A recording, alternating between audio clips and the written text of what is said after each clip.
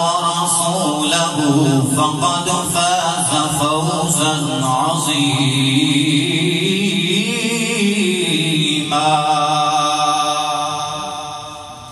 صدق الله العظيم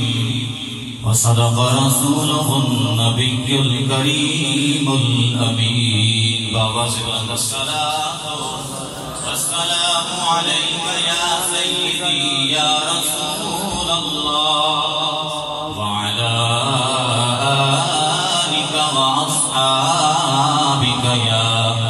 سيدي يا حبيب الله. جس کو حضور سے محبت ہے بلند آواز سے پڑھے الصلاۃ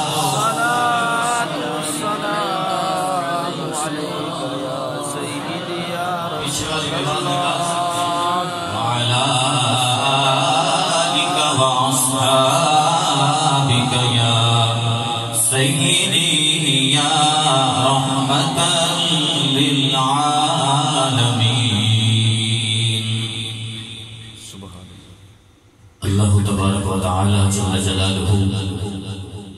وعم نوالہ وأتم برہانہ وأعظم شانہ کی حمد و ثنا حضور سرور کائنات مفخر موجودات زینت بزم کائنات غمگسار زمان سید سروران حامی بے کساں دستگیر جہاں قائد المرسلین خاتم النبیین نور مجسم شفیع معظم احمد مجتبی جناب محمد مصطفیٰ صلی اللہ تعالی علیہ وبارک وسلم کے دربار بہر بار میں ہدیہ درود و سلام عرض کرنے کے بعد معزز و محتشم حضرات بالخصوص لائق عزت و تکریم واجب الاحترام علماء کرام میزبانان گرامی القدر اور دور و نزدیک سے تشریف لائے ہوئے میرے آقا کریم علیہ السلام کے غلاموں، جیسا کہ آپ کے علم میں ہے کہ ہم برادر مکرم اسرار بھائی کی شادی کے سلسلہ میں یہاں پر محفل پاک سجا کے بیٹھے ہیں. اپنی بات کو طول نہیں دوں گا، ٹو دا پوائنٹ انشاءاللہ چلوں گا، فقط کچھ چند تمہیدی کلمات. شادیاں تو ہر کسی کی ہوتی ہیں، سالہ سال یاد بھی رکھی جاتی ہیں. کسی کی شادی پر ڈھول ڈھمکا ہوتا ہے، کسی کی شادی پر وہ گولے چھڑائے جاتے ہیں، فائرنگ ہوتی ہے، آتش بازی ہوتی ہے، دیگر معاملات ہوتے ہیں، سالہ سال تک یاد کیا جاتا ہے. اور اس بندے کو نامینیٹ کر کے اس کی شادی کے چرچے اور دونوں گیت گائے جاتے ہیں. فلاں بندے کی بڑی ہائی لیول کی سٹینڈرڈ لیول کی شادی تھی. لیکن آپ کتنے خوش نصیب ہیں، اور یہ ہمارے اسرار بھائی نے اور ہدایت الرحمان بھائی نے آپ لوگوں پر ایک احسان کیا ہے. یہ نہیں کہ آپ کو مجبور کر کے بٹھایا ہے،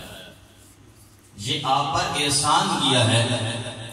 کہ شادی میں تو آپ کو بلایا ہے مگر اتباع رسول کی روشنی میں لا کر بٹھایا ہے. شادی میں تو اپنے ویسے بھی آنا تھا، برادری والے دوست احباب مشہور ہوتے ہیں، حاضری تو لگوانی پڑتی ہے. لیکن کتنے مزے کی اور کتنی لطف والی یہ محفل ہے. بھلے مختصر سے یاد رکھیں، رب کائنات جل جلالہ کثرتوں کو نہیں دیکھتا، دل کی کیفیت کو دیکھتا ہے. اس واسطے یہ مطلب نہیں ہے کہ ہم کثیر تعداد میں نہیں، قلیل میں ہیں تو منہ بند کر کے بیٹھے رہیں، گونگے بن کے بیٹھے رہیں. یہ انداز درست نہیں ہے. آپ آئیں گے تو یہ ایسا نہیں ہے کہ 500,000 روپے دیں تو یہ مبارکباد ہے. آج کی آپ کی مبارکباد یہی ہے کہ آپ بلند آواز سے سبحان اللہ کی صدا بلند کریں گے، یہی آپ کی مبارکباد ہے. اور پھر یاد رکھیں، میں دعا کرتا ہوں خالق کائنات جل جلالہ ہمارے ان دوست احباب جنہوں نے اس خوبصورت محفل کو تشکیل فرمایا ہے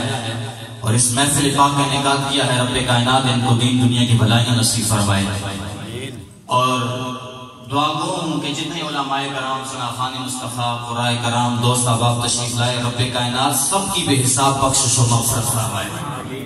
تھوڑا سا اس بات کو ٹچ دے کے اپنے موضوع کی طرف آؤں گا. یاد رکھیں،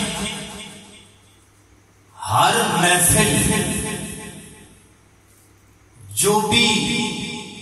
خالق کائنات جل جلالہ کی حمد و ثنا تسبیح و تحلیل اور مصطفیٰ کریم علیہ السلام کی ثناخوانی کی سلسلہ میں سجائی جاتی ہے، ان کو یقینی طور پر بخشش کے پروانے ملا کرتے ہیں۔ اس کے لیے ایک حدیث کا سہارا لوں گا تاکہ بات آپ کی سمجھ میں آ جائے۔ یہ مسلم شریف کے اندر حدیث موجود ہے، حضور علیہ السلام نے ارشاد فرمایا، رب کائنات جل جلالہ نے کچھ ملائکہ کو حکم دیا کہ جاؤ ذرا زمین کی سیر تو کر کے آ جاؤ، زمین کا دورہ کر کے آ جاؤ، دیکھو تو صحیح میرے اور میرے محبوب کے متوالے کرتے کیا ہیں۔ اب جب فرشتوں کی وہ ملائکہ کی جماعت اترتی ہے، اب ان کا پہلا جو مدعا اور مقصد ہوتا ہے وہ یہ ہوتا ہے کہ ہم زمین پہ پھیلیں اور دیکھیں کہ کب کوئی انسان بیٹھ کر رب کے ذکر کی محفل سجا کے بیٹھا ہے۔ اب پوری ملائکہ کی جماعت منتشر ہو جاتی ہے زمین میں، گھومتے ہیں، کہتے ہیں کب کوئی ایسی محفل میسر آ جائے جہاں رب کا ذکر ہو رہا ہو، رب کے حبیب کا ذکر ہو رہا ہو، ہم وہاں جا کر اپنی رحمتوں کے پر کان بھی کھڑے ہو جائیں۔ تو ایک فرشتے کو ایک ایسی مختصر سی محفل، قلیل سی محفل میسر آ جاتی ہے، جو ہی اس محفل کو وہ پا لیتا ہے فرشتہ تو دیگر اپنے دوستوں کو، ملائکہ کو آواز دیتا ہے، ہلموا الی حاجتکم، اے میرے دوستو، اے میرے ساتھ آئے ہوئے ملائکہ فرشتوں، آ جاؤ، ہماری مراد یہاں پہ موجود ہے، ہمارا جو مقصد ہے، جو ہمارا مطلب ہے، جو مدعا ہے، جس کے لیے ہم نے اس زمین کی سیر کی ہے، وہ مطلوب تو یہاں پر موجود ہے۔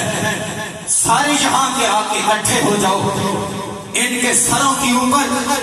اپنی رحمتوں کے پروں کو تان کے کھڑے ہو جاؤ۔ حضور علیہ السلام ارشاد فرماتے ہیں، وہ ملائکہ کی جماعت جو زمین پہ منتشر ہوتی ہے، ایک فرشتے کی ندا پہ اکٹھے ہو جاتے ہیں، آ کر اس محفل کو اپنی رحمت والی چادروں کے نیچے سائے کے تلے ڈھانپ لیتے ہیں اور اپنے درمیان گھیر لیتے ہیں۔ وہ بندے کچھ دیر بیٹھتے ہیں، رب کا ذکر کرتے ہیں، مصطفیٰ کی ثناخوانی کرتے ہیں۔ جب وہ محفل برخاست ہوتی ہے، ختم ہوتی ہے، واپس رب کی بارگاہ میں جب ملائکہ بھی جاتے ہیں، رب جو کہ علام الغیوب ہے، دل کی کیفیت کو جانتا ہے، ہر چیز اس رب سے پوشیدہ نہیں ہے، ہر چیز کا علم رکھنے والا وہ رب ہے جو خالق کی کائنات بھی ہے، جو مالک کی کائنات بھی ہے۔ وہ رب سب کچھ جاننے کے باوجود پوچھتا ہے، اے میرے ملائکہ، زمین پر سیر کے لیے بھیجا تھا،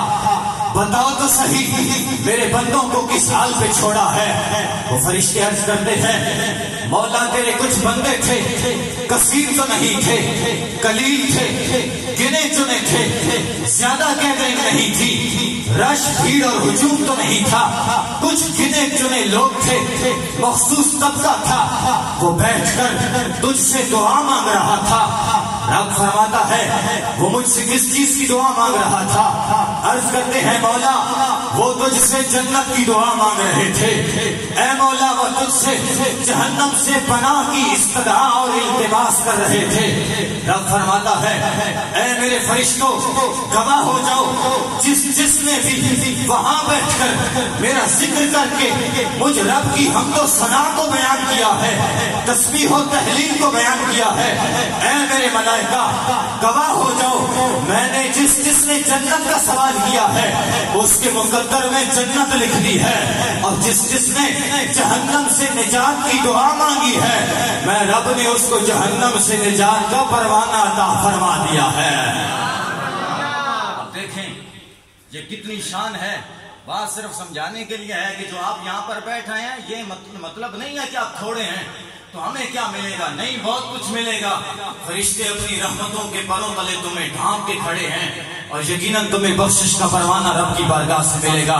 اور پھر ہوتا کیا ہے، رب جب فرماتا ہے غفرت لہم، اے میرے فرشتوں تم گواہ ہو جاؤ، میں نے اپنے سارے بندوں کو بخش دیا ہے، جنت تم کا ٹھکانہ بنا دی ہے۔ اب جب یہ معاملات دیکھتے ہیں فرشتے، اتنا اعلان اور اتنی کھلے عام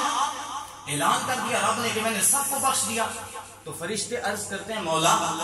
یا رب فیہم فلان عبد خطاء، اے مولا وہ سارے بندے جن کا ہم نے تیری بارگاہ میں تذکرہ کیا ہے، جنہوں نے تجھ سے جنت کی دعا مانگی ہے، جنہوں نے تجھ سے دوزخ سے پناہ مانگی ہے، جن جن کو تو نے جنت کا حقدار اور مستحق بنایا ہے، مولا ان میں ایک ایسا بندہ تھا کہ جو محفل سننے کے لیے نہیں آیا تھا، محفل